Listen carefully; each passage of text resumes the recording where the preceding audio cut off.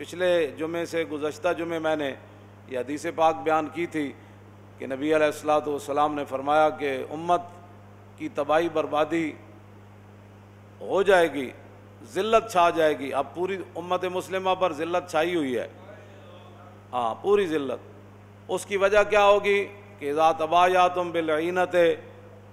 واخذتم اذناب البقر وردیتم بالزرع وترکتم الجہاد، کہ تم ناجائز طریقے سے اپنے کاروبار کرو گے اور تم کھیتی باڑی کے اندر راضی ہو جاؤ گے اپنے کاروبار کے اندر، اور تم